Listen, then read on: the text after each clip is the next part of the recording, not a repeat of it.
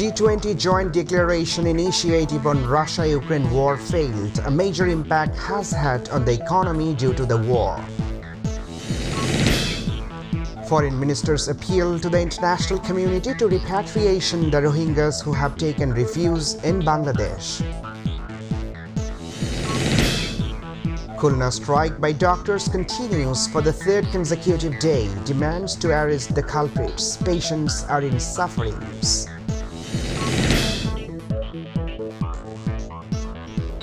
Assalamu alaikum. Welcome to myTV English News. I'm Ashikuzaman with you in the newsroom today.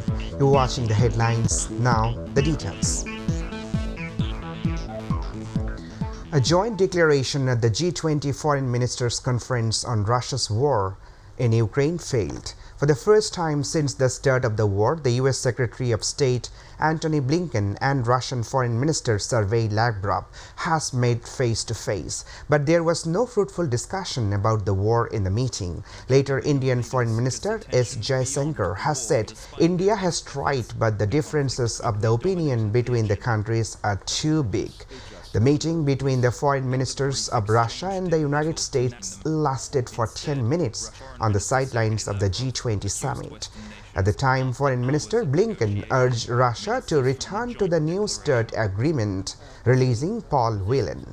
Russia has not responded positively to this. Recently, Russia has pulled out of a nuclear weapon treaty and tensions between the two countries escalated.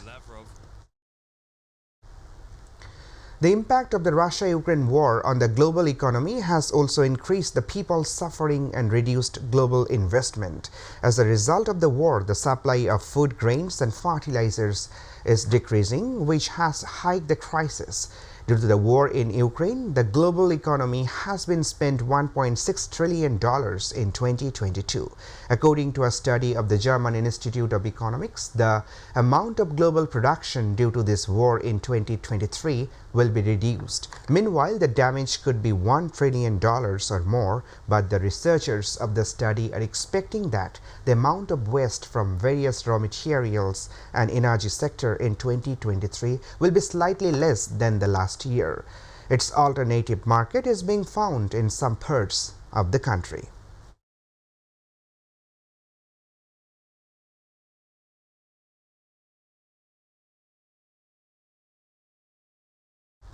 Foreign Minister A.K. Abdul Momen has called on the G20 leaders to help the Rohingyas who have taken refuge in Bangladesh to return to their home country, Myanmar. He said the prolonged stay of the Rohingyas is creating a huge security crisis as well as disaster in the entire region.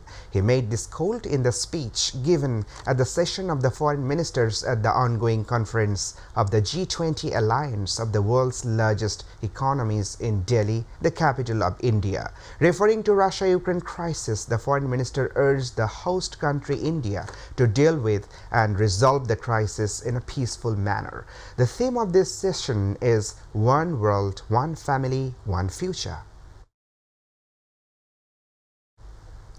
Khulna medical doctors went on strike for the third consecutive day in protest against the beating of a doctor. They have announced that they will continue the movement until the attackers is arrested.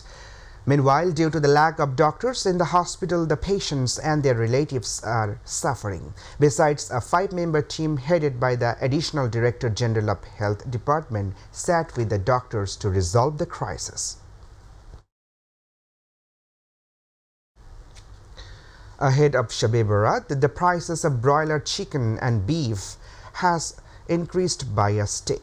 Also, the price of fish and rice has also increased. The sellers say that the prices of these have increased as the supply is less than the demand. However, the price of eggs has decreased slightly. Prices of other daily commodities are normal. The seller said that there is not much to buy and sell. Traders say that, on the other hand, food prices have been increased due to the lack of supply. Daily products and vegetables are being sold at higher prices than before.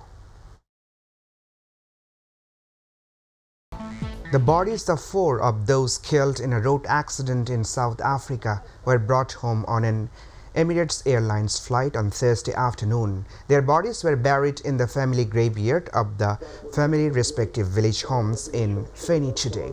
Last February 24, 6 Bangladeshis, including 10-year-old child, were killed in a road accident in Lucana, Western Cape Province, South Africa. Relatives said that the body of 10-year-old Nadim was buried in South Africa.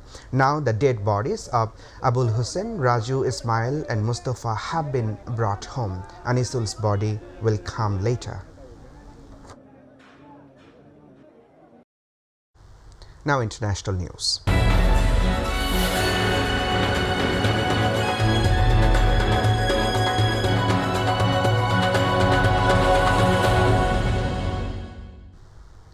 Cambodian opposition leader Kem Sokha has been sentenced to 27 years under house arrest by the country's Phnom Penh Municipal Court on charges of treason.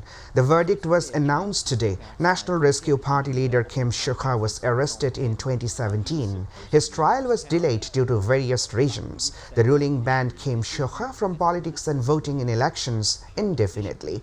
Kem Sokha is accused of trying to overthrow Prime Minister Hun Sen and his government with the help of foreigners. General election will be held in the Asian country next July. Hun Sen is expected to participate in this election again. However, many believe this time he may hand over power to his eldest son, Hun Manet. G20 Joint Declaration Initiative on Russia-Ukraine war failed. A major impact has had on the economy due to war. Foreign ministers appeal to the international community to repatriation the Rohingyas who have taken refuge in Bangladesh. Khulna strike by doctors continues for the third consecutive day. Demand to arrest the culprits. Patients are in suffering. Cambodian opposition leader Kem Sokha sentenced to 27 years. Government brought allegation of conspiracy against him. Bangladesh is batting against the target of 327 runs given by England in the second ODI of the series in Mirpur.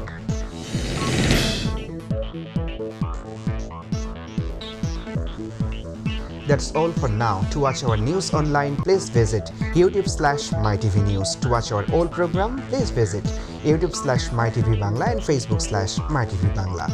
Our next news bulletin will be telecast at 7:30 p.m. in Bangla. Stay tuned. Allah Hafiz.